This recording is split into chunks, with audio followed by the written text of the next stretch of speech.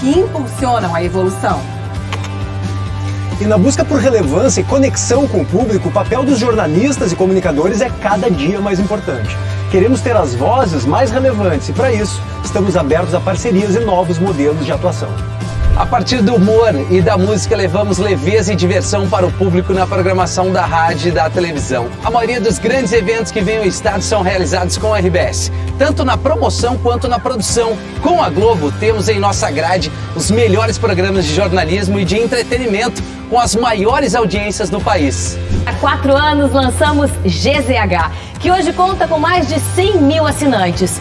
E a meta para o futuro é audaciosa. Queremos aumentar a carteira de assinantes digitais em 50% nos próximos 3 anos e amplificar a atuação de todo o nosso portfólio digital, principalmente no esporte e no entretenimento.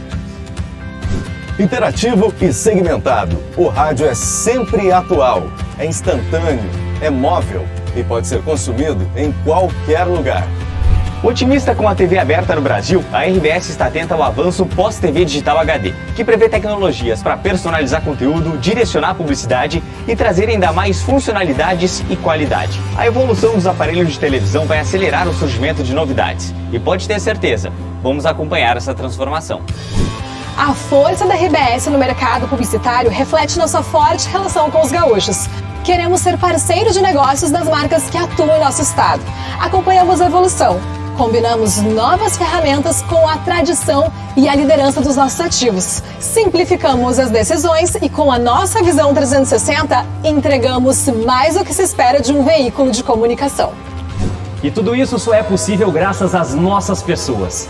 Quem trabalha na RBS acredita na comunicação e na diferença que ela faz, seja nos negócios dos clientes, seja na evolução da sociedade. São as pessoas que fazem a RBS ser a RBS.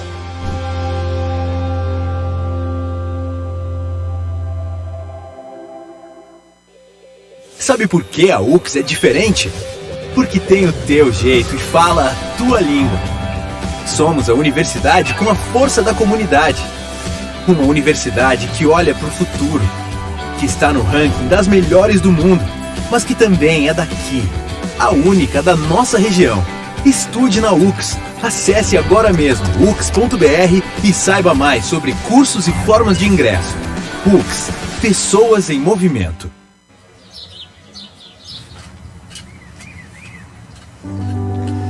Eu era agricultora, porque ele era pedreiro, ferreiro, e nós fomos morar para nossa casinha. Então eu disse assim, o que eu vou fazer? Eu vou virar essa terra. Ali eu comecei a plantar em volta da casa e ele trabalhando, né, de pedreiro.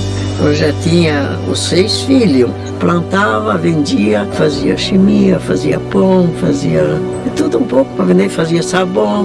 Botemos ali uma bodeguinha assim, bem simplesinha. Nem interesse de fazer um mercado. Aquilo estava só para dar um dinheirinho a mais na família, né? Ao longo dos anos, o Super Andreassa estabelece relações próximas e duradouras com clientes, funcionários e fornecedores. Expande os negócios na região e se consolida como uma das principais redes supermercadistas do sul do Brasil. O Grupo Andreassa cresce junto à região, ao lado das pessoas. Agora inaugura uma nova fase e lança o Vantajão Atacado Caxias, que junto à unidade de vacaria é um presente da família Andreassa para a região. Chegamos até aqui unidos pelo trabalho e uma certeza. Nosso grande propósito é proporcionar uma vida melhor para todas as famílias. Sejam muito bem-vindos ao novo Vantajão Atacado. O braço atacadista do Grupo Andreassa, o nosso atacado.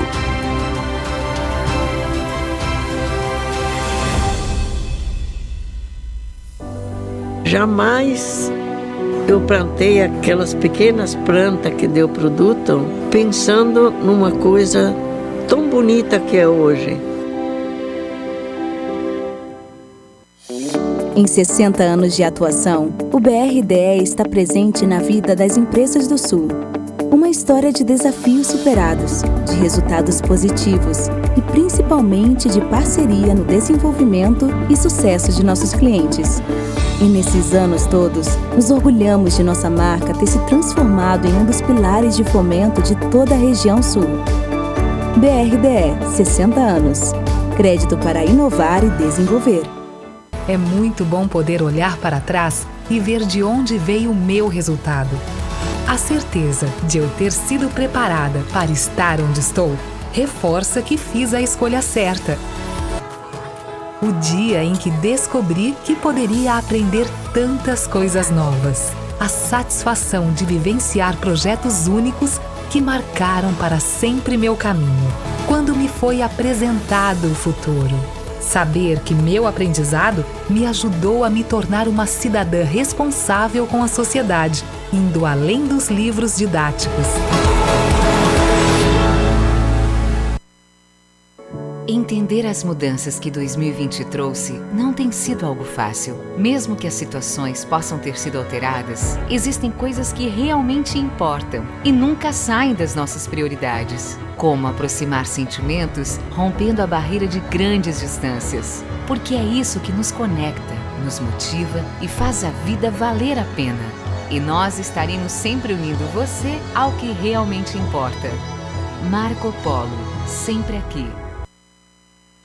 Estamos na estrada há décadas. Sim, décadas. Nem daria para medir quantos quilômetros já percorremos, quantos sonhos realizamos, quantas riquezas de valor inestimável transportamos. Pessoas, bens, sonhos, prosperidade. Mas isso foi só o começo. Em um mundo que não para de mudar, somos movimento. Frente aos desafios, nos superamos, nos reinventamos. Entre muitos, nos destacamos pela excelência. Com nossos clientes, a base é a confiança. Segurança é compromisso inegociável. Trabalho é alegria. E pessoas alegres nos levam mais longe. Nossa linha de chegada é o futuro. E o futuro não é fronteira, é oportunidade. De conectar pessoas a seus sonhos, de realização e de prosperidade. Porque estamos só começando. Empresas Randon, conectando pessoas e riquezas para gerar prosperidade.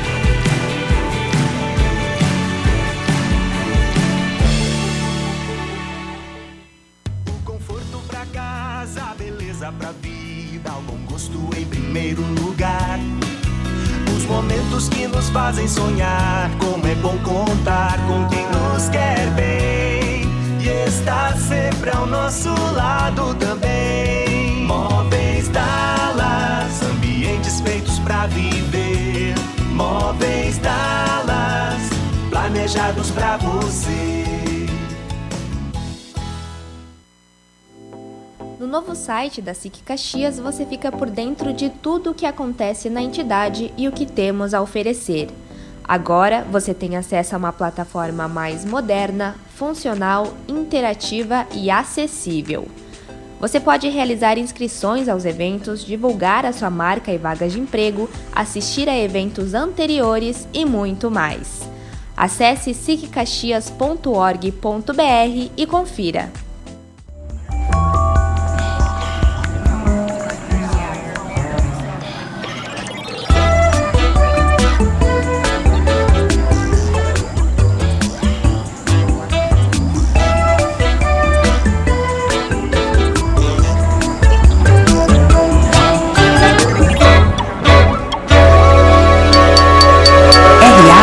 Caxias.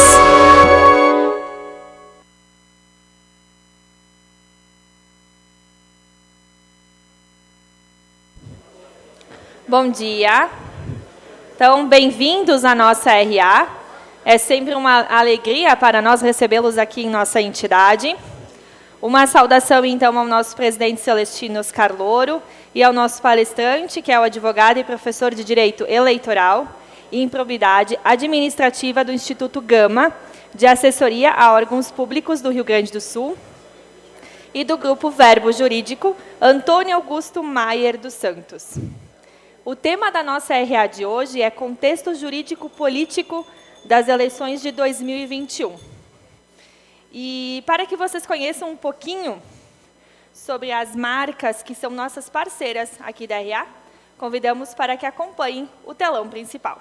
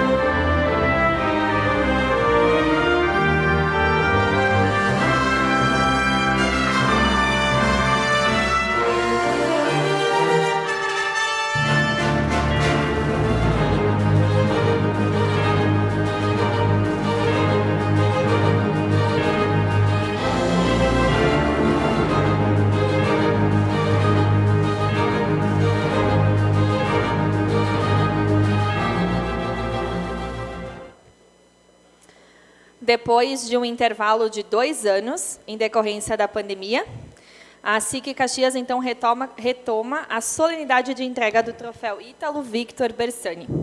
A votação da 13ª edição estão abertas por meio de link enviado por e-mail marketing e pelo WhatsApp. E para quem está aqui, já convidamos para que aproveitem, acessem o QR Code e já participem da votação. As empresas que se destacam vão ser na categoria de indústria, comércio, serviços e menção honrosa. E a solenidade de entrega do troféu às empresas vencedoras será realizada durante a RA do dia 25 de julho. E também convidamos para que conheçam mais sobre a parceria da SIC e a Aero Estúdio Digital, que abre possibilidades para a realização de eventos nacionais e internacionais aqui na SIC Caxias. Convidamos para que assistam o vídeo.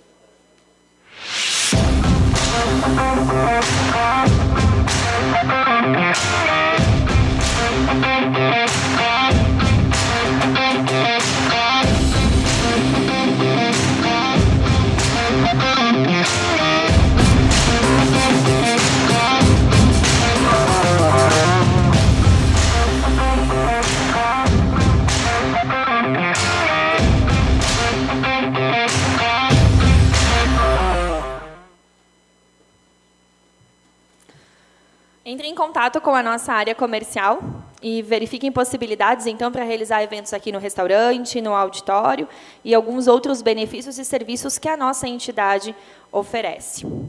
E para uma saudação especial, então, convidamos ao palco o presidente da SIC, Celestino Louro.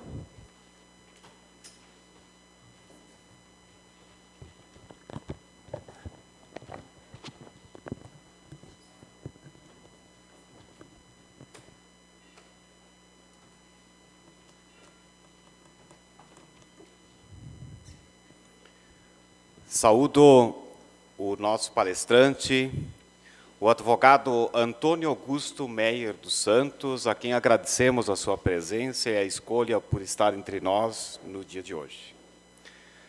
Nossa secretária municipal de Recursos Humanos e Logística, Daniela Reis, nossa presidente da Câmara de Vereadores, Denise Pessoa, senhoras e senhores, sejam todos muito bem-vindos. Hoje o tema da nossa RA é de suma relevância e muito contextualizado ao momento que vivemos. Agradecemos mais uma vez a presença do nosso palestrante, Antônio Augusto, por compartilhar conosco os seus conhecimentos a respeito deste assunto. Antes, porém, meus caros amigos, vamos tratar de um tema um pouco mais espinhoso e, quiçá, indigesto. No último dia 20, próximo passado, foi homologado pela Presidência da República o regime de recuperação fiscal do nosso querido estado do Rio Grande do Sul. O prazo de vigência, dia 1º depois de amanhã, 1º de julho, até 31 de dezembro de 2030. Porém, tenham consciência, esta dívida vai permanecer conosco por muito mais tempo do que isso.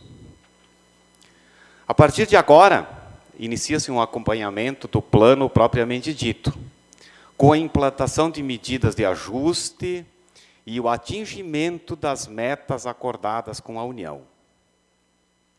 Nas palavras da própria Secretaria da Fazenda, o regime permite que o Estado usufrua do benefício da suspensão do pagamento das suas dívidas.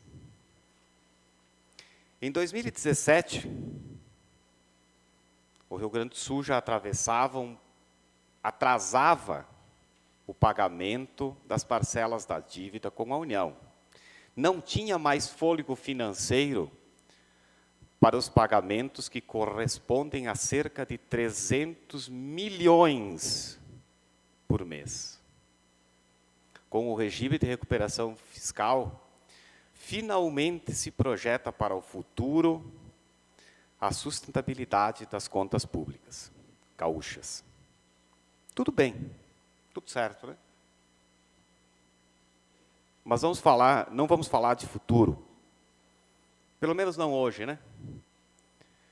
Eu quero falar um pouco do passado. Na primeira consideração,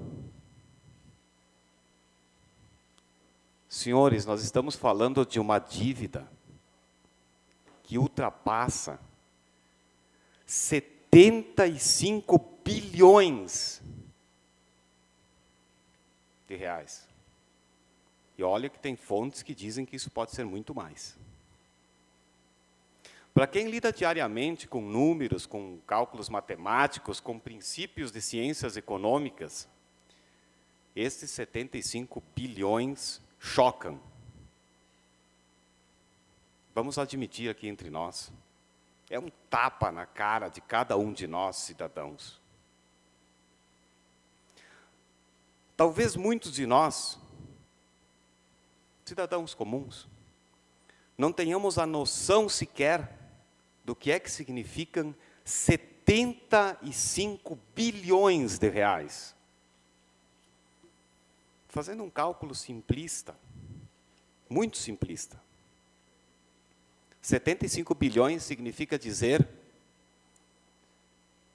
se a gente considerar todos os nossos trabalhadores com carteira assinada da nossa cidade, ou seja, a massa salarial que todos os senhores produzem, esses trabalhadores levariam 12 anos sem usufruir de 1 centavo do seu salário para honrar essa dívida. 12 anos, senhores. Mais do que uma década. Esse nosso trabalhador não poderia comer, não poderia vestir, não poderia andar de ônibus, simplesmente receberia o seu salário e depositaria para pagar a dívida. Também significa dizer, senhores, que cada um desses trabalhadores, no dia de sexta-feira, dia 1º, vai estar devendo aproximadamente 480 mil reais. É muito dinheiro. Também significa dizer, senhores, se nós traçarmos um paralelo com a nossa querida Universidade de Caxias do Sul e tomarmos o custo médio de um curso de graduação, implicaria dizer que esses 75 bilhões de reais formariam mais de 1 milhão de alunos. Notem, a população de Caxias é de aproximadamente 500 mil habitantes. Percebem que esta conta, senhoras e senhores, é de cada um de nós. Aí vem a segunda consideração. Como é que o Rio Grande do Sul chegou a este ponto? Construiu uma dívida de 75 bilhões de reais. Pessoal, é só um credor, é só a União, tá? Tem outros na fila por aí. A gente poderia elencar precatórios e outros tantos. Como é que a gente chegou a esse descontrole orçamentário absurdo, inimaginável para a maioria de nós? Como evoluímos para um desequilíbrio fiscal tão dramático? Sim, a minha estranheza se justifica diante do fato de que a responsabilidade fiscal e a austeridade no trato para com a coisa pública sempre foram bandeiras de todos os que ocuparam esta tribuna para se candidatar a cargos públicos. Aliás, a responsabilidade fiscal, meu caro Antônio Augusto, está na nossa Carta de Princípios, na Carta de Princípios da SIC Caxias, documento que nós estamos entregando a todos os postulantes a cargos eletivos nas próximas eleições. Justamente porque a classe empresarial sabe, a matemática do desequilíbrio fiscal é simples. É só não gastar mais do que nós arrecadamos. Simples. Franciscano. 75 bilhões de reais é um número que sequer tem precedente na literatura de endividamento público. Não há nem ao que se comparar. O que é que nós fizemos com o nosso querido Estado do Rio Grande do Sul? Agora imaginem, as senhoras e os senhores, se os futuros eleitos, em outubro próximo, tivessem à sua disposição 75 bilhões de reais no caixa. Ao invés de pagar dívidas, poderiam estar promovendo o desenvolvimento econômico, criando infraestrutura e gerando novos negócios dentro do nosso Estado e criando melhores condições para a nossa população. Aos nossos representantes políticos, nós temos que dizer que foram eleitos também para cuidar da sustentabilidade fiscal dos governos, principalmente para proteger o interesse dos cidadãos.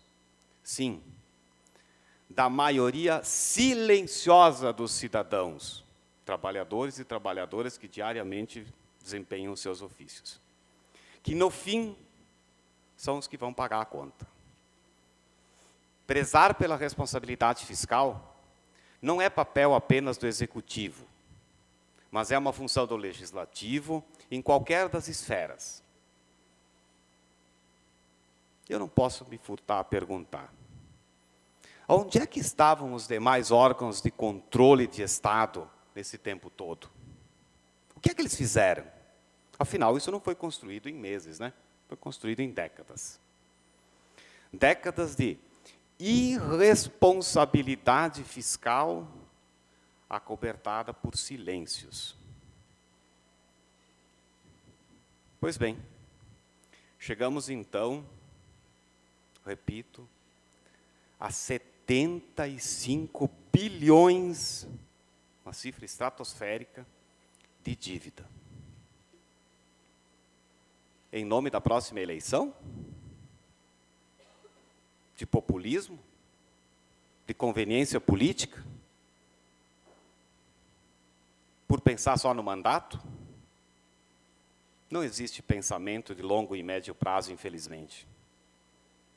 Não vimos com bons olhos promessas fáceis. Nós aqui somos favoráveis à política de resultados. Não nos focamos em nomes, nos focamos em projetos.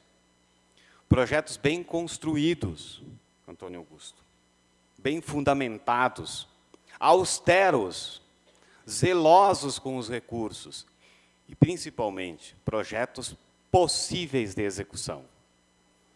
Por isso, mais uma vez, reforçamos que é preciso diminuir o tamanho do Estado, desburocratizar, digitalizar, privatizar as estatais que não agregam à função primordial do Estado, que é cuidar e regular as atividades fins: educação, saúde, segurança e transporte. O papel do Estado é regular e não fazer aquilo que não é a sua atividade fim. O Estado comprovadamente não gere bem a máquina pública. Os números falam por si. Enquanto o Estado continuar fazendo o que não tem competência para fazer, o resultado não será diferente do que este. Repito, para marcar. 75 bilhões de dívida. Antes de encerrar, espero não causar indigestão a nenhum dos senhores, mas causar um pouco de mal-estar a todos nós, talvez nos coloque para mudar esse estado de coisas. Antes de encerrar, então, eu quero apenas comunicar a todos que nós recebemos ao final da manhã do dia de hoje a notícia que o nosso vice-presidente da República está com um problema de saúde em família e vai adiar a vinda dele a Caxias do dia 7 de julho, que é a próxima quinta-feira, para o dia 12 de julho, a terça-feira da semana seguinte. Durante a tarde de hoje, a nossa assessoria competentemente vai fazer contato com todos os senhores que já estavam inscritos para remarcar a data, enfim, para oficializar esse nosso encontro. Muito obrigado pela paciência de ouvir esse desabafo de um empresário, e acredito que é o desabafo de muitos dos senhores. Uma ótima reunião, uma ótima RA a todos nós. Obrigado.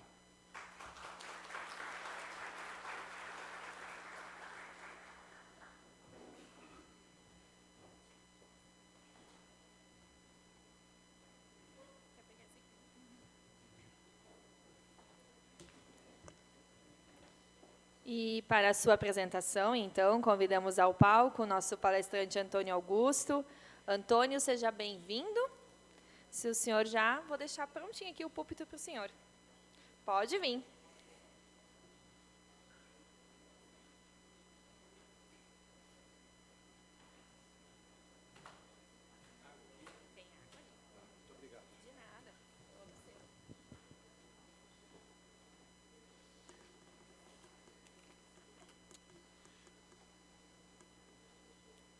Bom, meu boa tarde a todos que estão presentes.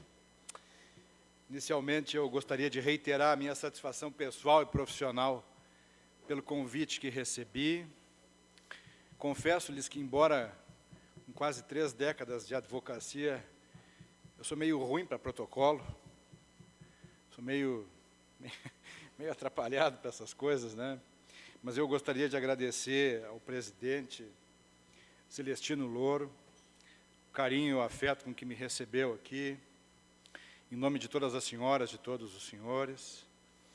Agradecer ao vice-presidente Michelin, que me fez um amável e gentil convite, que intermediou a minha vinda até aqui, e extensivamente a todos os integrantes da diretoria da SIC de Caxias do Sul, e esta pluralidade que está se fazendo presente aqui hoje, neste evento aqui, não é? Uma quarta-feira, os senhores prestigiam os palestrantes, eu me sinto realmente lisonjeado por uma oportunidade como esta. Afinal de contas, não sou empresário, não sou empreendedor, sou um advogado, professor, e me sinto muito prestigiado. A oportunidade realmente é singular, faço questão de consignar isso, porque desde pequeno aprendi que oportunidades e convites desta magnitude precisam ser gizados, sublinhados. Afinal de contas, é um convite distinto para tratar de um assunto que, digamos assim, talvez não seja dos mais digestivos, né? Então, agradeço penhoradamente, como se diz, esta oportunidade. E, ouvindo o presidente Celestino, fiz algumas reflexões aqui. A democracia brasileira, que está constante desde o preâmbulo da Constituição Federal, ela, ultimamente, ela vem nos apresentando alguns cenários onde milhões de pessoas passam a questionar a validade do voto, a utilidade do voto, sair de casa para votar, escolher, refletir. Eu ainda na semana passada tive a oportunidade de fazer uma pequena exposição num grupo também, presidente, de empresários, que eu havia escrito um artigo para a 0 Hora sobre a importância da eleição para o Senado Federal. O Senado Federal, o senador, o candidato ao Senado, a candidata ao Senado, via de regra, é preterido da atenção do eleitorado, porque há uma preocupação central, fulcral, com a presidência da República, os governadores, as governadoras, os deputados federais, estaduais, e aí, tem eleição para o Senado. O Senado Federal brasileiro, segundo a melhor literatura de direito constitucional, de direito parlamentar, é possivelmente o Senado Federal mais poderoso do planeta. O volume de competências e atribuições que o Senado Federal detém, os senhores não encontrarão em nenhum outro regime de país democrático. Desafio-lhes a abertura da Constituição norte-americana de 1789, praticamente a mesma, salvo a emenda 20, lá dos anos 50, uma Constituição antiga, uma Constituição bicentenária, mas que o americano não reclama e a conhece. Os senhores sabem, né, que, dependendo da instituição, se um cidadão pede, determinadas instituições têm a obrigação de fornecer imediatamente um exemplar da Constituição norte-americana. Então, quando se fala de que o americano, ele divide-se entre republicano e democrata, ele não tem culpa disso. Ele não tem culpa que cada partido desses tem mais de 100 anos nos Estados Unidos. Ele não tem culpa. A SIC tem mais de 100 anos. Instituições com credibilidade, história. Particularmente, tenho muito prazer e satisfação em sempre que recebo convites destas instituições, eu sempre priorizo isso. Eu tenho uma amiga, uma irmã de coração, não é irmã de sangue, uma desembargadora, e ela sempre me diz isso. Quando tu receber um convite, tu aceita. Convite bom, né? Ainda mais quando tem prato. Né? Então, eu quero dizer às senhoras e os senhores que a eleição de 2022 no Brasil é uma eleição onde tem que ser buscado o voto. As pessoas estão muito céticas com relação ao poder do seu voto, presidente. Então, reiterando aqui a minha satisfação pessoal, profissional, de estar junto de vocês, vou procurar ser objetivo, porque eu não vim falar juridiqueza aqui. O juridiqueza ele não faz bem nem no almoço, nem na janta, nem no café da manhã. O juridiqueza serve na atividade judicial, forense. As senhoras e os senhores não têm obrigação de tentar interpretar hermetismos, palavras de juridicidade aqui que fogem ao cotidiano. E eu não vim aqui para complicar ainda mais. Então, procurarei ser objetivo. Tenho isso como uma espécie de meta profissional. Sempre a clareza, a objetividade. E gosto muito de me fazer entender. Ainda mais num evento como este. Então, quero dizer às senhoras e os senhores que 2022 corresponde à 32ª eleição presidencial da República. Nós tivemos 26 presidentes da República eleitos, alguns reeleitos. Um foi eleito indiretamente e depois diretamente, o senhor Getúlio Vargas. Foi eleito indiretamente em 1934, por uma ficção que foi aquela eleição do colégio eleitoral, e, posteriormente, em 1950, o homem que havia sido odiado foi eleito. E foi impugnado. Getúlio Vargas, após eleger-se em 1950, foi impugnado.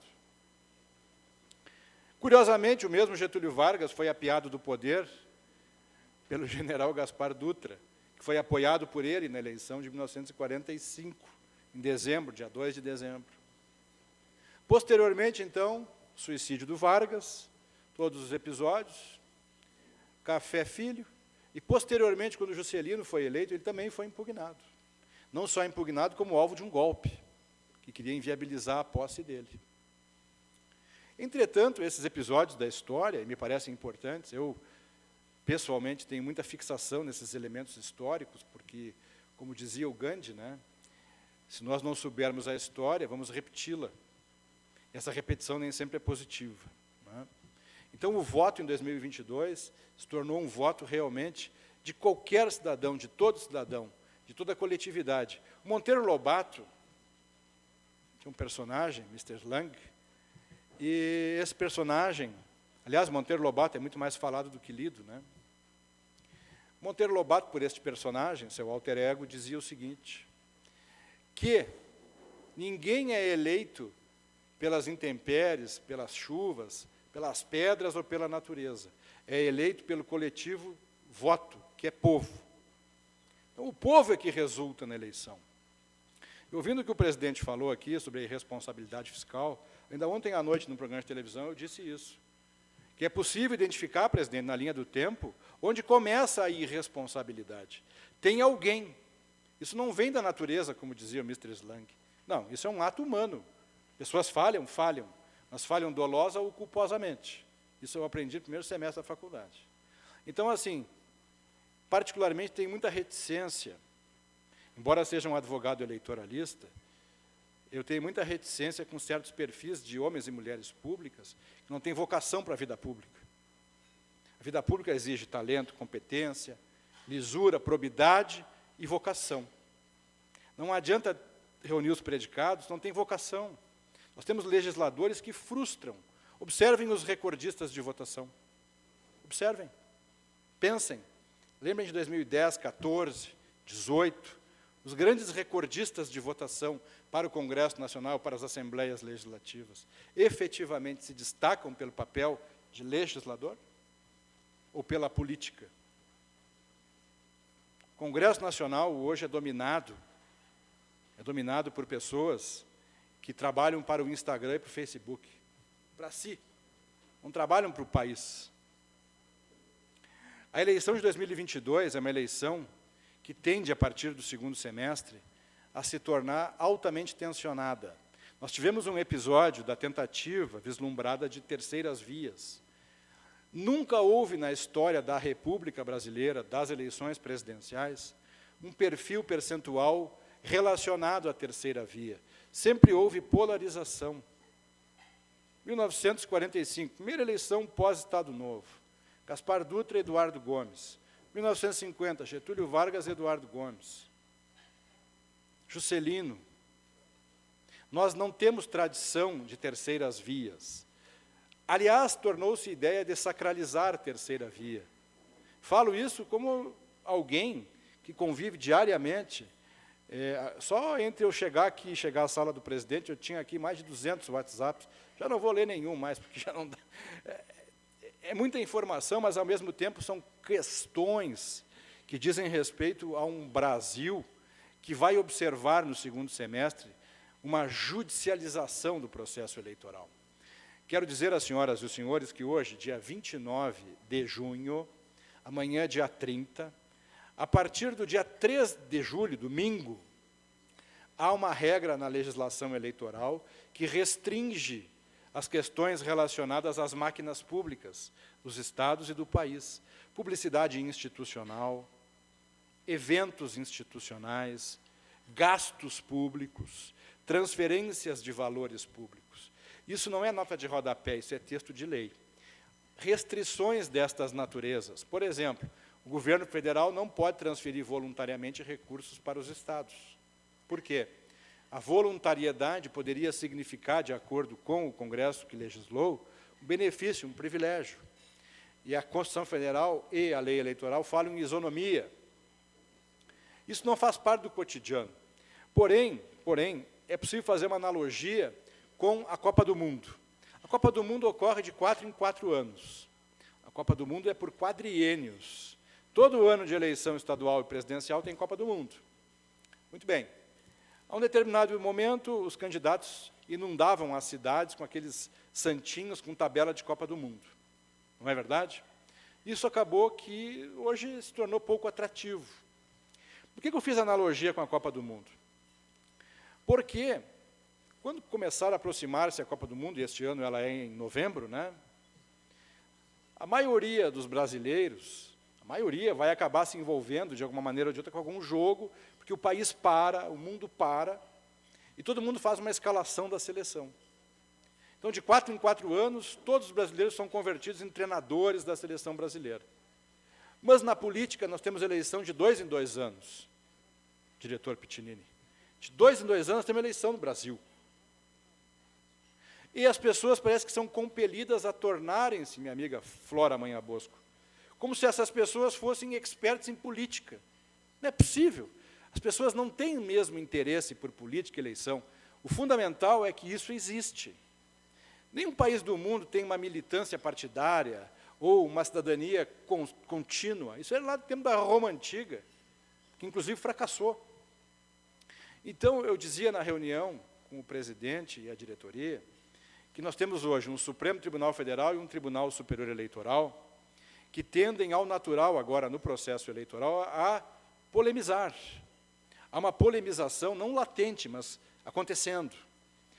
Nenhuma história de eleição anterior teve uma conflagração tão intensa quanto esta, onde ministros do Supremo, ministros do TSE, protagonizam mais do que os demais.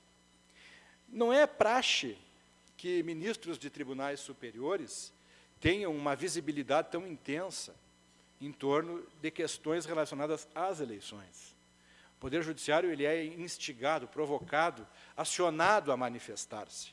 E hoje nós temos uma espécie de pauta. Vejam a que ponto chegou o Tribunal Superior Eleitoral, que ele equiparou as redes sociais às concessões de rádio e televisão. Isso é texto constitucional. Um canal de internet, o Instagram, eles não pedem licença ao poder público para se instalar e funcionar. Não. Mas o TSE legislou, aplicou um entendimento de que a Constituição brasileira admite uma espécie de vegetatividade e ela pode reagir e crescer e se expandir, quando, na verdade, isso é uma violação frontal à Constituição Federal. A internet, ela não é a televisão. A internet não é o rádio. Rádio e televisão têm concessões por prazo determinado e são cassáveis, são passíveis de limitação. Ao que me conste, existem verdadeiros absurdos em redes sociais, sites, páginas, que falam, vendem e expõem de tudo, muito pouco com qualidade. Mas falar de voto, a legislação proíbe, a legislação restringe. O cenário político de 2022 é um cenário que se encaminha para efetivamente polarizar-se em dois nomes. Os demais nomes pertencem a um segmento que farão voto, tem lá a sua representatividade, mas não estão insertos no contexto da polarização que as pesquisas vêm revelando. Por que pesquisas?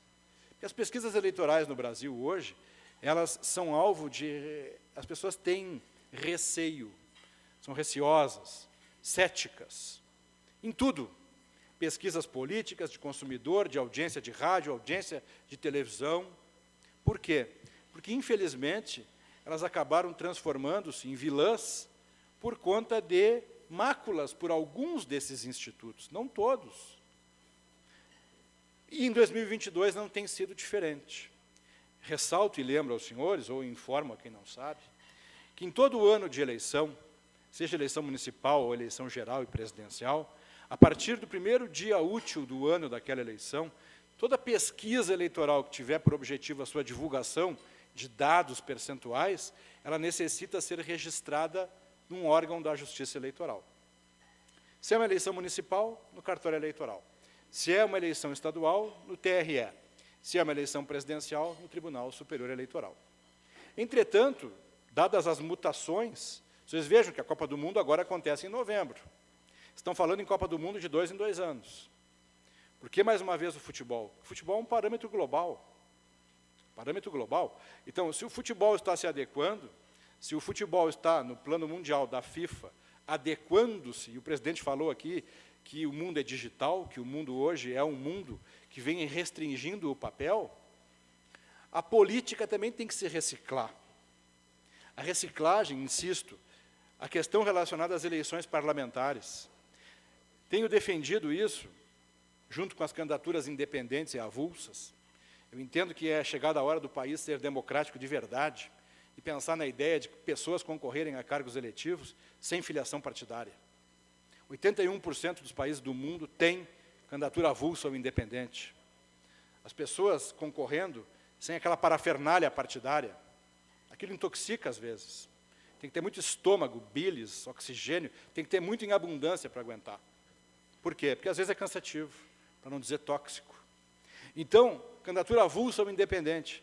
Tenho certeza que pessoas aqui, nesta sala agora, pensaram nessa possibilidade com simpatia. Por quê? Porque isso é um avanço. Então, isso é uma matéria que tem que ser objeto de debate.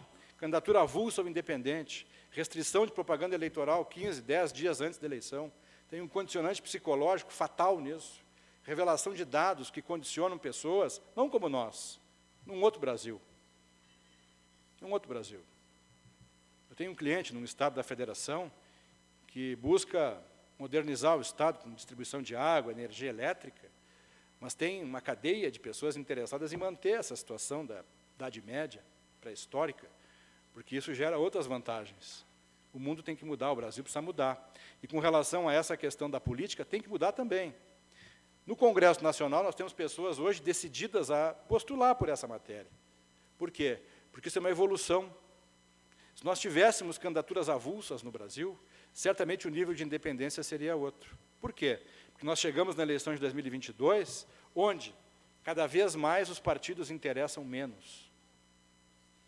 Cada vez mais os partidos políticos são desprezados. É uma realidade. Ninguém gostaria que isso estivesse acontecendo.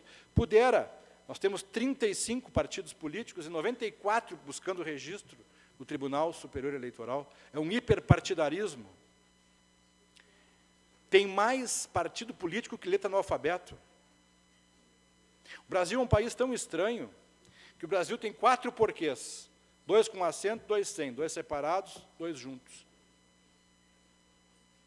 E não ensina a cidadania para as crianças no colégio. A ideia que se tem ficticiamente, cidadania é voto. Não é só voto. Cidadania é isso que nós estamos fazendo aqui. Os senhores abdicando de convívio familiar, empresarial, negocial, estão aqui assistindo uma pessoa que para vocês é desconhecida até minha chegada aqui. Para muitos, né? Então, é importante refletir essas coisas, presidente. E na eleição de 2022, que é uma eleição de parlamento, uma eleição de congresso, uma eleição de governadores e de presidência da República, é preciso levar em conta que nós tínhamos que pensar na possibilidade de separar essas eleições. Eleição para o legislativo e eleição para o executivo. Não está mais dando certo essa centrífuga. Há uma negociação imbricada nos estados que prejudica as questões de responsabilidade fiscal. Por quê? Compromissos político-partidários, quando, na verdade, nós estamos falando da mesa das pessoas, do preço do combustível, da comida. Tudo isso tem um componente político. E não adianta virar as costas para a política, porque se virar as costas, fica pior. Não se faz nada sem um vereador, sem um secretário. Temos aqui a presidente da Câmara Municipal. O Parlamento Municipal é o mais importante do país. Todo Parlamento Municipal tem uma grandeza, mas ele é pisoteado, atacado. Não, só servem para dar nome de rua. Leia o regimento interno da Câmara e a lei orgânica. A Câmara Municipal tem uma pujança, uma importância, quiçá maior que a do Congresso Nacional, porque é na Câmara Municipal que é discutido o dia a dia do cidadão. Ela não é. É o preço do IPTU, é a questão das construções, os planos diretores, é muito importante, mas nas escolas não se ensina, só se fala em congresso, como se não existisse Câmara Municipal. Então, assim, a legislação eleitoral brasileira de 2022 é praticamente a mesma de 2014, é praticamente a mesma de 2010, é praticamente a mesma de 2006, de 2002 e lá, com boa vontade, 98. Então, essa legislação eleitoral brasileira, ela estabelece etapas. Nós estamos vivenciando a pré-campanha eleitoral. O que significa pré-campanha eleitoral? É a possibilidade de pré-candidatos, pessoas que não estão ainda definitivizadas como candidatas nas eleições de outubro, de participar de eventos fechados, palestras, encontros com órgãos e entidades como a SIC, livremente, podendo expor as suas plataformas, planos de governo ou de desgoverno, né? Tem muito desgoverno também, tem muito mentiroso. O Pinóquio, se ele soubesse o que acontece no Brasil, ele já tinha processado muita gente. O Pinóquio tem tido muita tolerância, presidente, muita tolerância, porque o fato é o seguinte, a questão relacionada à pré-campanha, ela é larga, ela é dilatada, ela é livre. Então, as pessoas podem utilizar contas de Facebook, de Instagram. Os senhores não se assustem se os senhores leem, veem, assistem esse tipo de exposição em rede social. Desde que não peça voto, é lícito, é permitido, é legislado, é democrático. Na campanha eleitoral, que se inicia formalmente à 00h01 do dia 16 de agosto e se estende até o sábado, dia 2 de outubro, há um volume de restrições que torna a lei eleitoral como se ela fosse, na verdade, praticamente, como disse um ministro do TSE, para freiras de pés descalços. Porque ela é lírica. Quando se fala em isonomia de campanha eleitoral, isso é, na verdade, uma força retórica. As forças políticas brasileiras, elas partem de uma diferença inequívoca. Os fundos públicos que vão drenar as candidaturas da Presidência da República à deputação estadual são fundos bilionários. No mundo inteiro existe a ideia do financiamento mesclado, público-privado. O financiamento empresarial foi banido do Brasil. Banido pelo Supremo Tribunal Federal. Confesso-lhes que me integro um segmento que não concorda com isso. A empresa, o negócio, gera folha de pagamento, imposto, compromisso, vinculação, negociação, diálogo entre si e com os poderes públicos. Por que a empresa não pode doar? Virou pecado falar nisso no Brasil? Pode falar palavrão, agora sobre isso não pode. Pode falar barbaridade, mentir, mas falar de um assunto como esse não pode. Por quê? Por que a empresa, com limitações tal qual como na Argentina, tal qual como, por exemplo, no Chile, não pode doar segmentadamente? Então, o empresário é um demônio? Ele não tem o direito de ter voz ativa? Não pode assumir? Não, aqui no Brasil, a democracia, não. Então, nós precisamos comprometer deputados, deputadas, senadores e senadoras com essa perspectiva inserida no contexto democrático. Porque a lei eleitoral não proíbe promessas dessa natureza. Uma ocasião me indagaram a respeito disso. Pode prometer o que quiser? Pode. A promessa de campanha eleitoral é uma promessa livre. Se os senhores ouvirem absurdos, este absurdo é passível de reflexão, mas ele não é passível de proibição. E avanço nisso, presidente. A Constituição Federal estabeleceu que os mandatos são de 4 anos no Brasil. Os candidatos à reeleição, aos governos estaduais, à presidência da República, os vices, eles usufruem de uma benesse, de uma prerrogativa extraída do texto constitucional. Portanto, quando se examina um quadro de um governador candidato à reeleição, um vice-governador candidato à reeleição, um presidente da República, não obstante, muitas vezes, as pessoas terem reservas e o pé atrás, ou às vezes os 2 pés atrás, é importante levar em conta que o Congresso Nacional votou isso, em 1997, 8 vezes. Foram 8 vezes debatidas essas matérias que culminaram na emenda constitucional número 16 de 1997. Por quê? Porque criou-se a ideia da continuidade administrativa. Então, às vezes, se discute, mas tem um privilégio aqui, tem uma vantagem lá, mas é preciso examinar também os detentores de mandato eletivo, os deputados e os senadores, as deputadas e as senadoras. Ninguém pode silenciar um parlamentar que tem mandato, porque ele é candidato. Uma deputada e um deputado, aqui em Caxias do Sul. Se um parlamentar propõe uma matéria que vai refletir na economia da cidade, ainda que de âmbito nacional ou estadual, este parlamentar, este congressista ou estadual, ele pode ser livremente entrevistado em torno daquele assunto. Não se surpreendam com isso. Ele pode participar de entrevistas, ele pode fomentar as explicações em cima de um projeto seu ou de um posicionamento seu. Faço questão de consignar isso, porque há uma ideia de que é tudo proibido. Não, não há esta proibição. É diferente um programa de rádio ou de televisão, onde há um parlamentar que é comentarista, habitual. Este caso, até amanhã ele pode permanecer, amanhã, quinta-feira. Depois não pode mais.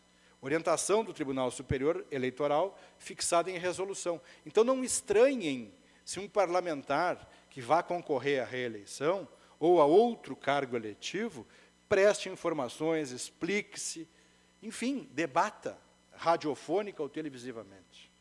Por quê? Porque é um direito, ele é parlamentar por 4 anos. A restrição é quando ele participa de um programa de rádio ou televisão e ele tem uma espécie de cadeira cativa lá. No período de eleição, ele não pode participar mais. Esse é o sentido. Relativamente, volto a me fixar nas questões eleitorais, os gastos de campanha eleitoral.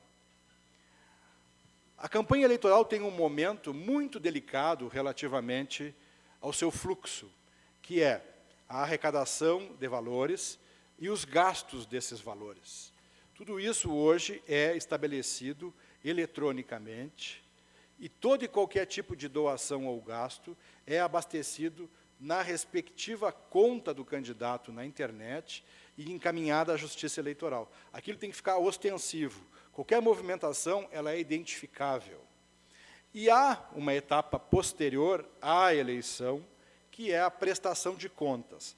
A prestação de contas da eleição de 2018 teve um regramento, que foi mantido em 97% na eleição de 2020, e em 2022 houve um incremento. Portanto, as prestações de contas da campanha eleitoral de 2022, mais do que nunca, serão examinadas microscopicamente pelos profissionais que fizerem a checagem dos fluxos de despesa, de receita e despesa. E também é importante que se esclareça, presidente, que doações eleitorais de pessoas físicas, elas estão livres no Brasil. Há uma ideia de que vaquinhas eletrônicas são sedutoras e convincentes. Eu gostaria de dizer às senhoras e aos senhores que isso não é verdade. O que se observa, independentemente do perfil do pré-candidato ou da pré-candidata, são verdadeiros fracassos de arrecadação. Ou seja, importou-se um modelo norte-americano com a ideia de que seria fácil arrecadar valores e convertê-los em receitas, posteriormente ao quê? A homologação do nome pela convenção partidária, a materialização da ata que gerou aquela convenção, por fim, a abertura de uma conta corrente específica numa instituição financeira, pública ou privada, para o fluxo da campanha. Atendidos esses 3 pressupostos, via CNPJ, o candidato pode, então, acessar as doações de vaquinha eletrônica. Ocorre, porém, que, no Brasil, não há sedução suficiente. São arrecadações pífias. Então, e vocês devem, na condição de empresários, de pessoas que têm influência e relações, ser volta e meia alvo de pessoas que pedem as doações, que visitam pedindo. É comum, né? Vamos ser bem sinceros, né? Isto, num país como qualquer outro, é normal quando há doação empresarial, pessoa física ou empresarial. Eu recomendaria aos senhores e às senhoras que, se fossem doar só depois que o candidato estiver homologado com o nome e o respectivo número. Certo? É menos burocrático. Relativamente às eleições presidenciais no Brasil, nós estamos nos encaminhando para o primeiro turno em outubro. Dizem alguns que não haverá segundo, enfim. Tudo isso faz parte de um cenário de especulação, pesquisa eleitoral. A questão toda é a seguinte. O Brasil tem eleições marcadas para o primeiro domingo de outubro, em primeiro turno, e, eventualmente, ou o último domingo de outubro, o segundo turno. Essas datas são fixas.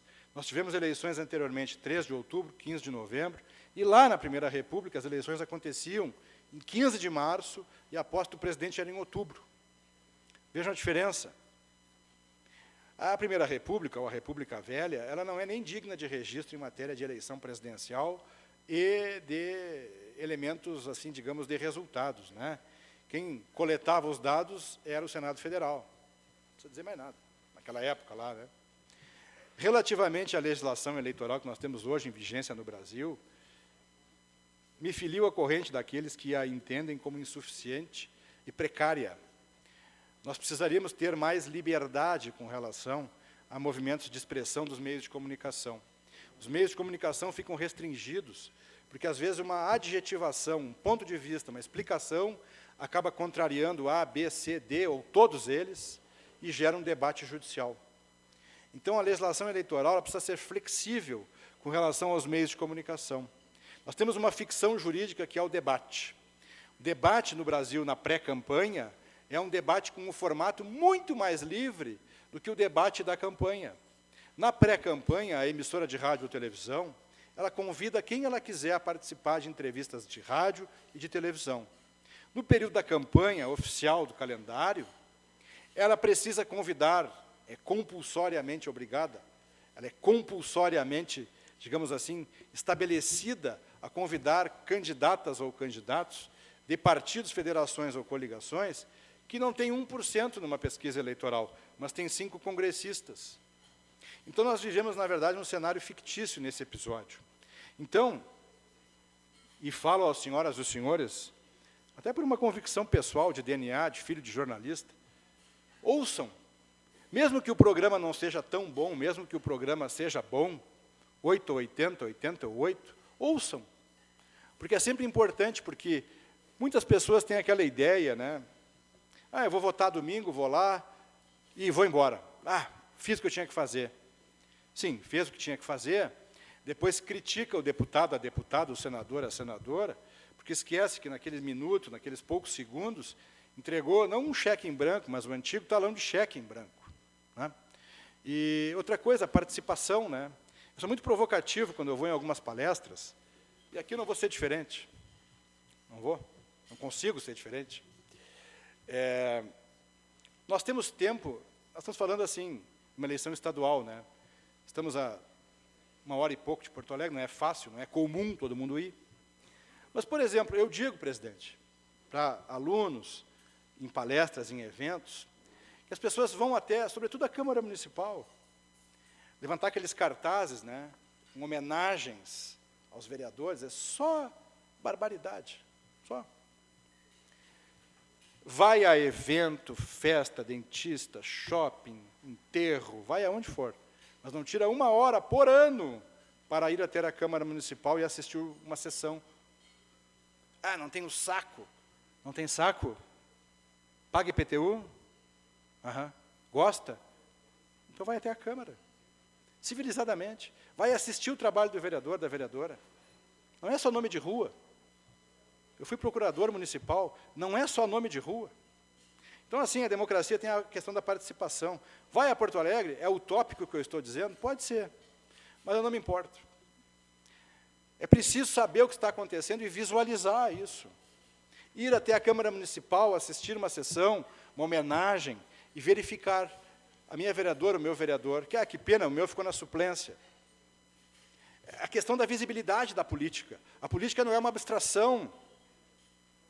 É no parlamento e na cadeia. Tem parlamentar preso. Na legislatura anterior, tivemos 3 deputados federais em regime semiaberto. É concebível isso?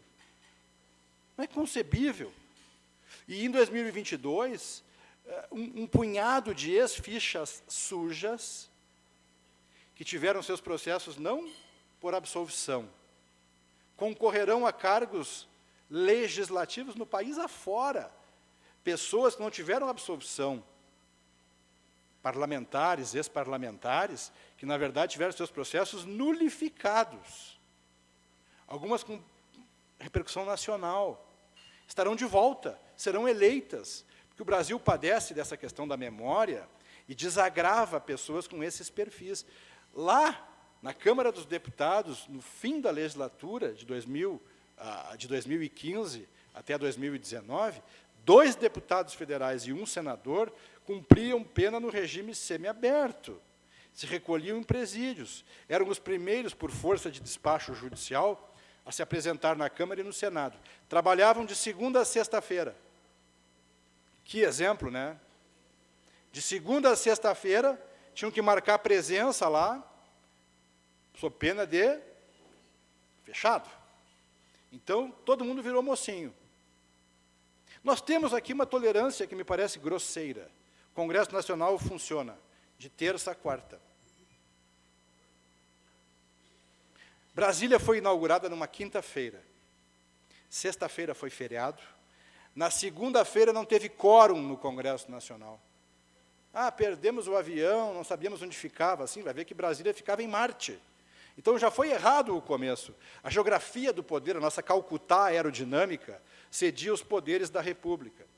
Essa problematicidade não pode ficar descontada. Os senhores trabalham de segunda a sábado, alguns de domingo a domingo, dependendo do negócio, da empresa, do perfil. É ou não é verdade? E toleramos que o Congresso funcione de terça a quarta. Esses dias um amigo meu, que é parlamentar, enfim, eu confesso-lhes que recebo alguns convites, né? Antônio Augusto, tu tem que vir para cá. Digo, não. Não, do meu escritório não saio. Mas por quê? Porque eu não quero emburrecer. A gente vai ficando velho e já perde os neurônios, já fica complicado, né?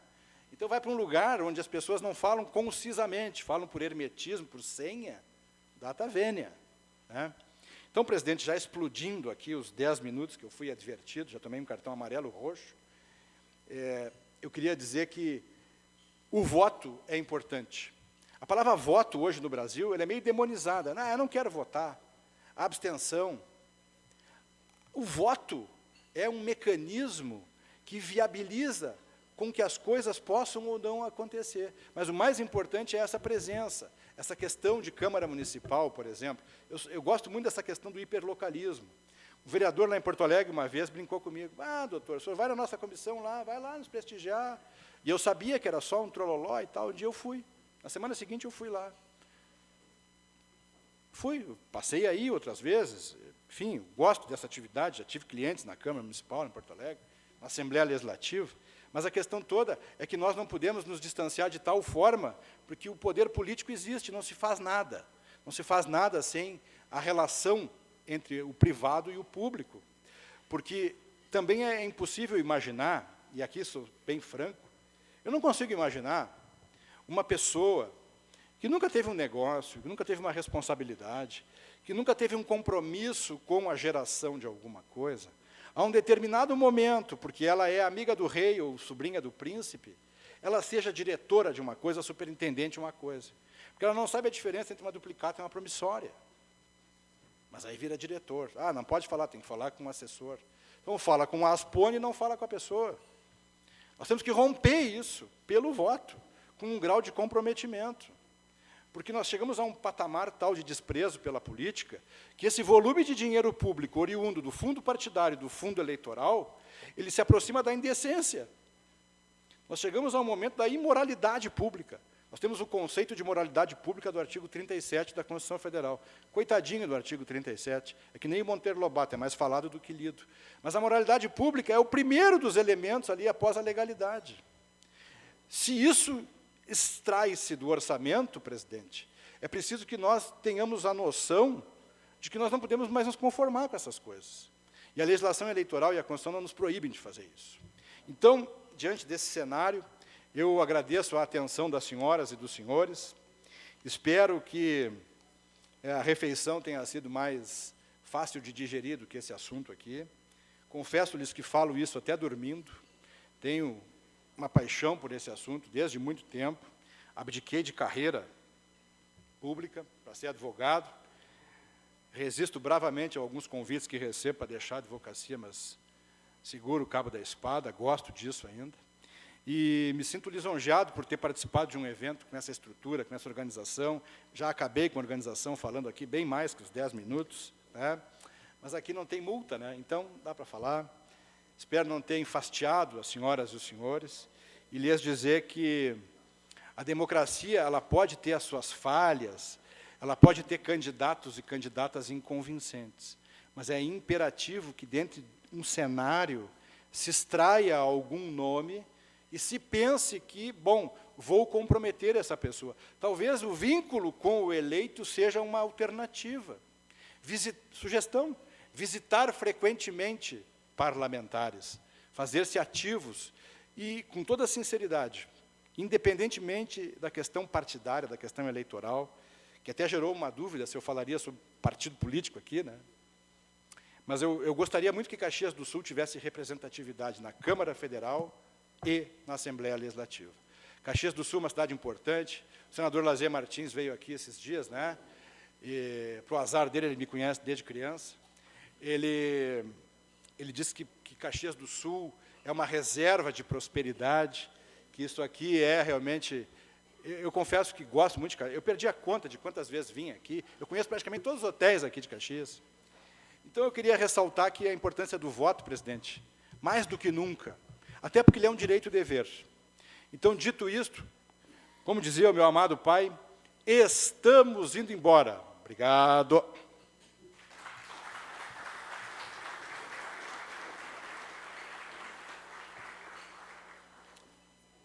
Lá.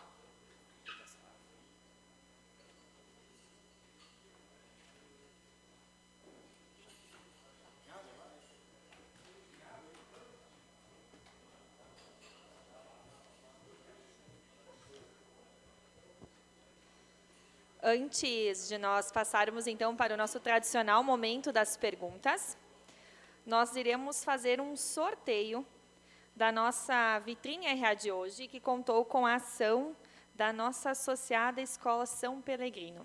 Os participantes, então, que estão aqui conosco, nós vamos sortear 3 brindes, uma mochila, um curso de PCP e um curso técnico de qualidade. Para fazer a entrega destes prêmios, então, eu convido ao palco o Gilceu. Seu Gilceu Cantelli, por favor, venha ao palco.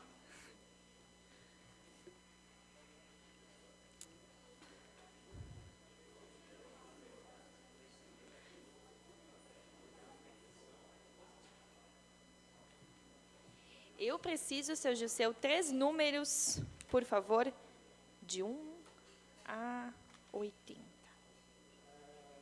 Vamos ver se eu... Vamos ver...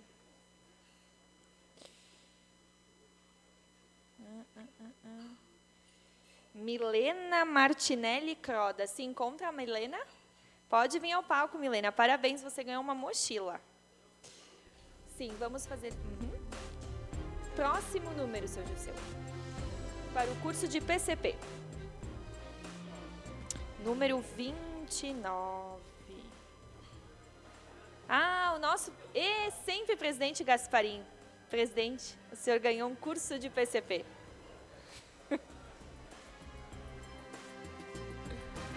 E para o curso técnico de qualidade, qual número, seu Gilceu? Para sortearmos o ganhador? 07. Caetano Pettinelli. Caetano, venha. Então, parabéns aos nossos ganhadores. A gente vai fazer uma foto oficial e depois vocês podem entrar em contato com a escola. Os ganhadores dos cursos têm uma bolsa de estudos de 50% de desconto durante toda a duração. Foto, presidente, por gentileza, venha. Isso, para a foto.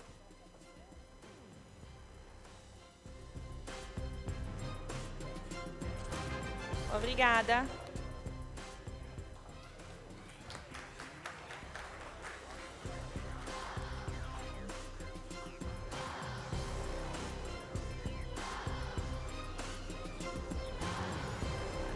Presidente, com o senhor. Doutor Antônio Augusto, parabéns aí pelas suas palavras muito claras, muito diretas. Esse tema que aparentemente é um pouco árido, né? É um pouco amargo, mas a sua simplicidade, a sua assertividade ao discorrer sobre o tema foram muito bons. Parabéns. Nós temos aí alguns questionamentos agora. Inscrito o nosso diretor de Economia e Finanças da Casa, Juarez Pittinini, além de diretor do Grupo Randon. Eu vou me levantar aqui, em consideração ao nosso palestrante, que fez uma apresentação brilhante, e acho que, presidente, a gente precisa reconhecer, né, que foi o silêncio total enquanto o senhor falava. Tá? Isso é uma prova de que o assunto é interessante, embora, às vezes, ele não seja tão palatável, mas o senhor teve uma capacidade brilhante de trazer temas bem relevantes e é importante para a gente. Aqui a gente é meio que um resumo, eu sou porta-voz dessa mesa aqui, tá? Então é um resumo de algumas 2 ou 3 questões, e uma delas é, o senhor tangenciou a questão pesquisas eleitorais, e se a gente olha o histórico, as pesquisas eleitorais, elas têm tido algum nível de desvio em relação à realidade. Então, eu acho que seria importante lhe ouvir em relação às questões das pesquisas eleitorais, que mostram o que estão mostrando, e as pessoas têm questionamento sobre isso. E o outro ponto é, diante do que o senhor conhece, o que o senhor tem vivido, convivido, ido a Brasília, etc. e tal, e diante desse cenário de uma relação bastante ruidosa entre os poderes, particularmente 2 deles, com destaque na troca de farpas, etc. e tal, e como é que o senhor vislumbra esse cenário onde a gente vive, nós empresários, a gente precisa tocar os negócios e a gente olha para frente, olha para 2022, 2023, mas a gente precisa passar por esse período de eleição, com essa polarização, com todas essas questões, muitas polêmicas. Qual é a sua avaliação de qual é o possível cenário que a gente vai ter diante disso, levando em consideração essas questões, pesquisas e todo o histórico dos possíveis candidatos nesta eleição majoritária? Muito obrigado, doutor. Diretor Pitinini, agradeço a sua pergunta, na verdade, perguntas no plural, indagações relevantíssimas. Vou iniciar pela última, a questão relacionada à projeção do futuro econômico, do futuro financeiro, tributário do país. Eu estive em Brasília algumas vezes agora, por força de trabalho, estive no Congresso Nacional. Eu lhe diria que, do que ouvi de parlamentares com credibilidade, que este ano, após o início do recesso do Poder Judiciário, que começa daqui a 48 horas, né, o Congresso Nacional não tende a votar matérias de maior repercussão econômico-financeira. Se, por um lado, isso tranquiliza, por outro lado, atemoriza. Atemoriza porque um volume de incertezas, sobretudo fiscais, pairam por todos os ares. Se nós tivéssemos no calendário um dia 32 de fevereiro, também dia 32 de fevereiro seria um dia de expectativa, né? Mas ouvi de parlamentares com credibilidade, pessoas confiáveis, porque eu não acredito tenho convicção de que o ruído na comunicação é uma minoria muito competente, que aniquila, que arruína, que destrói a política e destrói o país. Eu tenho convicção de que outros têm média intensidade, porque não têm maior vocação, e pessoas que têm vocação para a vida parlamentar em busca de um interesse público. Nós conhecemos pessoas assim. E ouvi destas pessoas, 10 vezes que fui, que tende o Congresso Nacional a não votar matérias após o recesso do Judiciário, porque o recesso do Senado, da Câmara, vai acontecer lá por agosto. É diferente, né? Então, nessa projeção, parece-me que essa questão dos combustíveis teria sido a última matéria de relevo relacionada ao segmento financeiro econômico. Ouvi isso. Mas como se diz que na política até boi voa, a um determinado momento, altere-se o rumo disso, mas a tradição do Brasil, em eleições presidenciais como 14 e 10, foi de que não houve movimento parlamentar significativo, muito pelo contrário, uma grande evasão de parlamentares. Aliás, cometi um pequeno pecado, e gostaria de fazer um pequeno parênteses breve, que não vai prejudicar a resposta. A questão da terceira via ocorreu só na eleição de 2014 no Brasil, quando a Marina Silva deu um pico, passou pela OAS, passou pela Dilma, liderou as pesquisas. 3 semanas depois, ela estava em terceiro lugar e ficou em terceiro lugar. Então, a ideia da terceira via teve um pico, mas um pico sazonabilíssimo.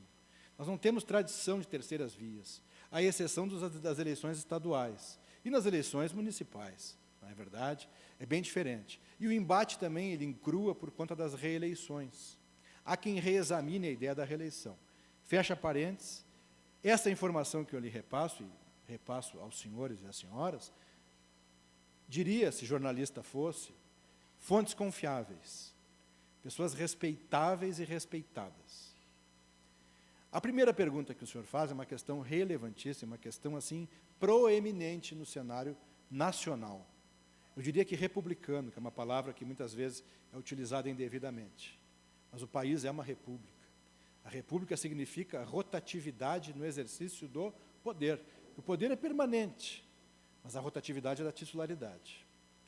Na nossa reunião, hora e pouco atrás, eu mencionei que as pesquisas eleitorais hoje, elas não são mais executadas como eram anteriormente, com o respectivo representante do Instituto, munido de prancheta, caneta e lápis, fazendo indagações pessoais, na rua e anotando. As pesquisas eleitorais hoje no Brasil são feitas, em sua quase que totalidade, por tablets. Tablets que não são objeto de registro na Justiça Eleitoral. Registro na Justiça Eleitoral é o relatório, a checagem com a obediência dos quesitos legais e resolutivos, que são em número de 6 ou 8, dependendo do perfil da pesquisa. Nós temos disciplina de pesquisas eleitorais no Brasil desde 1965. Nosso 4º Código Eleitoral Brasileiro trouxe lá no artigo 255 uma referência sobre testes e sondagens, convertidas nas pesquisas. As pesquisas eleitorais hoje, 2022, 2020, estão sob suspeita. É inexorável ter suspeita. Existem institutos e institutos. Todavia, como a pesquisa deixou de ter a característica tradicional da prancheta, e aqui não é um saudosismo, aqui é uma questão relacionada à materialização dos dados da pesquisa. Digo-lhes com toda tranquilidade, processos anteriores, em eleições municipais, numa eleição estadual, eu atuei junto com um colega, sozinho, em nome de A, B ou C, questionando pesquisas eleitorais. E o que se faz? Se pede todo o histórico da pesquisa, porque como a legislação eleitoral, no artigo 33, 34 e 35, faculta o acesso aos dados, é possível certificar se na calçada em frente à SIC havia, na verdade, uma pessoa fazendo pesquisa. Tem que botar o número, tudo direitinho. No tablet não tem isso, tem só o horário. Então, confesso-lhe, do ponto de vista meu, mas eu me amparo em colegas com muito mais sapiência do que eu e na literatura jurídica contemporânea, as pesquisas eleitorais hoje no Brasil, por força dessa peculiaridade, por força de que o que mais importa, às vezes, não é o resultado em si, mas os índices, as oscilações, os cruzamentos e, sobretudo, a atenção aos quesitos, elas hoje estão sob suspeita. No final da eleição municipal de 2020, o Ministério Público Eleitoral, Brasília, Procuradoria-Geral da República, desdobrada em Procuradoria-Geral Eleitoral, MPF Federal, recomendou das 27 unidades federativas do Brasil, que em 24 fossem instaurados procedimentos apuratórios de fraudes e corrupções nas pesquisas eleitorais. Eu escrevi um pequeno livro sobre a reforma política que o país necessita, que vai ser lançado agora em Passo Fundo, dia 12 de julho, agora, daqui a 2 terças-feiras. Tive um convite, aceitei, fazer uma palestra e vou lá. Nesse livro eu compilei os dados dessas pesquisas, reforçando um tópico onde eu entendi, depois de muito me convencer, estudar e pesquisar, que nós precisamos estabelecer uma limitação na divulgação dos dados. Nós não temos esses problemas de formação de opinião. Mas pessoas outras no país, se olharmos os índices econômicos, de escolaridade, de urbanidade, são pessoas suscetíveis. As pessoas facilmente são enganadas por uma postagem num WhatsApp, que na verdade é uma fake news. Eu defendi clientes da eleição lá em Porto Alegre, 2020, que repassaram posts, cards de índices de pesquisa que não, de boa fé. Então, assim, infelizmente nós temos um problema relacionado às pesquisas. Os institutos não têm lutado para recuperar um espaço de credibilidade, não todos. Tem instituto idôneo, sério, abnegado, que obedece à literalidade dos dispositivos. Mas, paira muita criatividade também. Sem se falar na mercancia da pesquisa. institutos carimbados. Ah, mas ali pagou, levou. Nós temos que ser realistas, né? Ninguém é criança de colo aqui. Nós temos um problema grave nas pesquisas. Elas não estão atestando credibilidade. Existem bons institutos, sólidos, incapazes de mácula. Mas tem um segmento que é da árvore, né? Tem fruta estragada. Tem que ser banida do cenário, isso sim. Mas, às vezes, o banimento não interessa. Então, eu quero dizer que, infelizmente, há um ceticismo geral. As pesquisas que têm índices muito elevados de margem não dá certo, porque alguém que tem 18 não é alguém que tem 10. Empatados tecnicamente. Não pode. 1 mais 1 não vai chegar a 3, não tem como. Ah, mas a margem de erro, não, a margem de erro não, o erro é da margem que vocês estabeleceram. Vamos ver o tablet. Ah, já devolvemos para a empresa que era dona do tablet. Porque nem sempre o instituto é dono dos tablets. Tem empresa hoje que loca tablet. Respondi, né?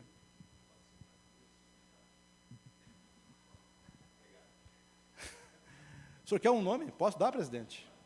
Eu confio na Paraná Pesquisas. Confio.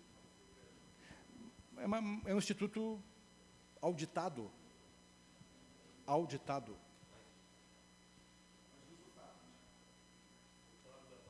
Também. Mas são auditados as pesquisas. Eu vou deixar nessa, assim, bem. Advogado sai pela... né, liso. Eu não posso perder a piada pronta, né? Mas o problema é o tablet ou a pesquisa? Desculpa, Juarez, eu tinha que fazer a piada. Então, vamos lá. Temos mais um inscrito aí para os nossos questionamentos. O Ivandro Polidoro, nosso diretor jurídico e também diretor da Martins e Polidoro.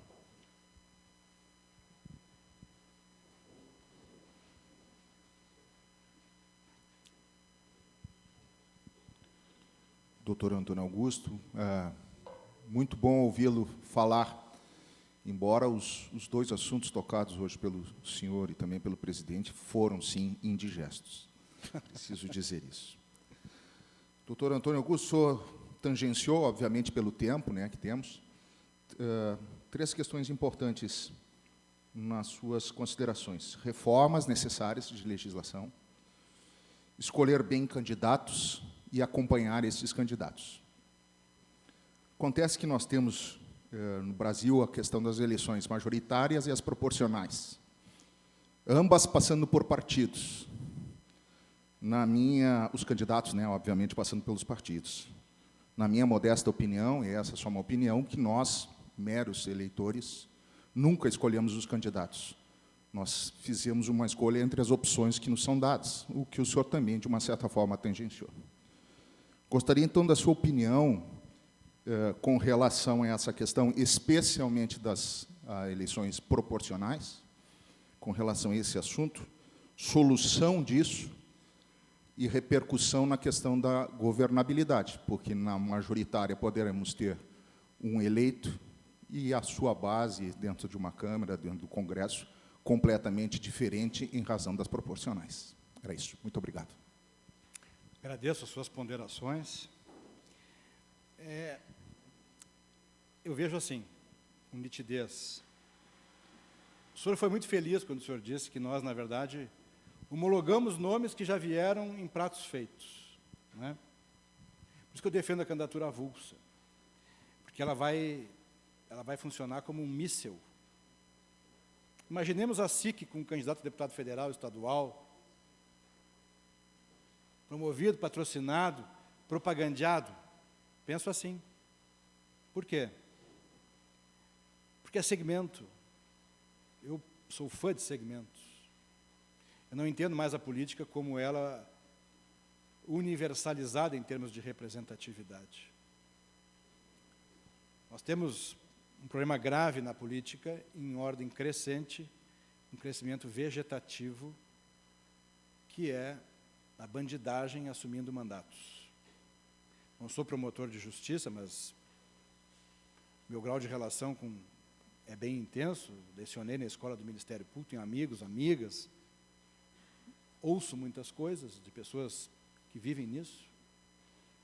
Nós chegamos a um ponto tal, o Rio de Janeiro, por exemplo, ao que tudo indica, tem um amigo que milita lá, fez um bookmaker de nomes de pessoas que serão eleitas para a Assembleia Legislativa do Rio de Janeiro, que eles deveriam estar numa cela, todos juntos.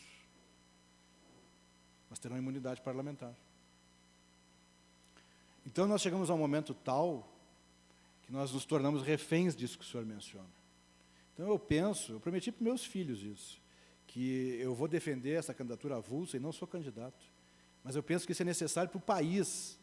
Nós precisamos arejar e surpreender. Eu gosto de surpresas, assim, coisa boa, né? Fulano sai candidato pela SIC. Fulano sai candidato pela empresa tal. Pode? Na Hungria pode. Na Hungria pode. Na Colômbia, na Alemanha pode.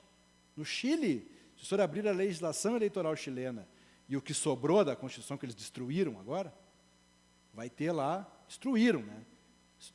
Estou sendo educado. Permanece em paridade de armas as candidaturas independentes. Se o país é democrático de verdade, se o país prega a democracia e o grau de civilização do terceiro milênio, vamos admitir que pessoas independentes concorram. Se elas terão um êxito ou fracasso, mesmo patamar dos demais, não volta, fica em casa, não reelege, sem prejuízo dos partidos. Não é abolir partido, partido tem importância. Um partido sério, idôneo, bem constituído, organizado, que fomenta, não com aquela velocidade que nós gostaríamos, mas se fizer um corte na história do partido político brasileiro, com qualquer similar, pegamos os Estados Unidos da América, Partido Republicano, Partido Democrata, não tem patamar similar. Não tem, assim como o presidencialismo norte-americano. O presidente norte-americano não apresenta medida provisória. O presidente norte-americano não tem poder de legislar. Depende de bancadas. Por isso que é apertado lá. Um voto aqui, um voto lá, forma maiores bancadas. O senhor foi muito feliz na sua expressão, até vou me apropriar dela, de repente, num raciocínio. Qual seja, nós recebemos nominatas. Nós não temos ali, diante das vezes, os melhores nomes. Não temos. O ideal seria que nós tivéssemos dúvidas capitais, cabais, dos melhores nomes para os cargos. Existem pessoas habilitadas, pessoas com... Eu me fixo muito nessa questão da vocação. Vocação para o exercício da atividade parlamentar. A pessoa que tem aquele perfil diplomático, que sabe lidar com a adversidade, é resiliente, tem um perfil apto ao diálogo, de verdade, vai ser um extraordinário parlamentar. A questão do legislar não é tão importante. O parlamento tem diversas atribuições. Agora, eu concordo plenamente, então eu respondo a sua pergunta nesse quesito relativamente a isso. Como atenuar, além da questão que eu pessoalizei aqui, relacionada à candidatura avulsa ou independente, que tornará, inclusive, o eleito mais vigiado do que os outros, porque ele se elegeu com um discurso sem vínculo jurídico partidário, ele vai estar na mira. Ah, tu é independente, vamos ver se tu é realmente o que tu fala. É assim que acontece. Vai ser testado. Só que na Hungria pode, na República Tcheca pode, na Alemanha pode, na Colômbia pode, no Chile pode, no Uruguai pode, aqui não. Eu não consigo entender, sinceramente. Ou é um processo de emburrecimento. E, relativamente, como é que nós vamos suavizar isso? Eliminar não tem como. Suavizar como? Atraindo o candidato para a roda. Vem e te vincula. O que os senhores fazem aqui com os eventos é um vínculo muito forte. Os senhores estão distribuindo documentos aos candidatos. Documento com o timbre da entidade. Visibilidade, foto. Olha o Pinóquio. O Pinóquio, se fosse candidato no Brasil, mas elegia todas as bancadas. Mas ia ter muita concorrência, muita concorrência. Então, eu não consigo ver esse cenário eliminado. Eu penso numa outra coisa, que é o capítulo 1 desse livro que eu escrevi, a redução do número de deputados federais. É impossível que um Congresso Nacional, que trabalha semanalmente de terça a quarta, semanalmente de terça a quarta, isso seja tolerado. Isso é uma indecência. Já houve gente sustentando. Não, nós temos que fazer um mutirão. Não. É assim, uma semana fechada e depois não precisava vir mais. Deputado da bancada gaúcha aqui que sustentou isso. Quer dizer que o cara de pau eu e a Flora, nós gostamos muito do Dorico Paraguaçu, lá, né? Para frentemente, a coisa só piora. Porque eles fecham questão e decidem isso. A pauta é esta. A pauta é esta. Então, assim, eliminar não tem como. Talvez, se reduzir o número de deputados federais, fique mais visível a ação ou a omissão. Existem projetos e propostas de emenda à Constituição, presidente, desde 1989. A Constituição é do dia 5 de outubro de 88. Em 1989, começaram a ser apresentadas propostas de emenda à Constituição, reduzindo o número de deputados federais. Nós temos 513 e 81 senadores. Via de regra, as sessões são desérticas. Se os senhores já foram a Brasília, ou forem, vão até a Câmara num momento de pauta mais suave. Quando o parlamentar está na tribuna, a impressão que se dá, ruído, tudo é ditado por quem posta aquilo. Porque ele está falando para as paredes. Já fui na Câmara, ano passado, quando voltou o sistema presencial, eu estive em Brasília, fui até a Câmara lá, enfim, assisti uma cena patética. O deputado federal de um estado, na tribuna, esbravejando, babando, espumando, sozinho. Eu confesso à senhora, eu pensei que aquilo fosse uma animação. O deputado que estava comigo, doutor, vamos voltar que não é. Não tem. Não, mas eu quero assistir, quem é? É deputado, não é possível. Eu pensei que fosse um jogral aquilo. Eu vou contar para vocês, permite, presidente? Vou estender um pouquinho aqui. Eu participei de uma audiência pública na Câmara dos Deputados em 2014 sobre a condenação por improbidade administrativa e crime funcional e extinção de mandato eletivo. Fui a convite da Câmara, tive a oportunidade de participar de uma audiência pública com outros 4 convidados. O presidente nacional da OAB estava comigo. Mas nós não conseguimos desenvolver um raciocínio na audiência pública, porque tinha uma campainha bem atrás dos nossos ouvidos que mostrava o plenário. Então, aquele cacarejo, toda aquela gritaria, aquela coisa horrível, e nós debatendo um assunto constitucional. E o deputado que me convidou, foi o deputado Vieira da Cunha, que me convidou na época, me prestigiou, somos amigos, indicou meu nome, foi votado, fui, participei da audiência. Aconteceu uma cena hilária. Até faço um relato, 2 pessoas que estavam na primeira fila, à época o deputado Romário e o deputado Tiririca. Os 2, na frente, atentos. Aí aconteceu um episódio. Tinha uma mesa, eu vou protagonizar essa cena, me desculpem.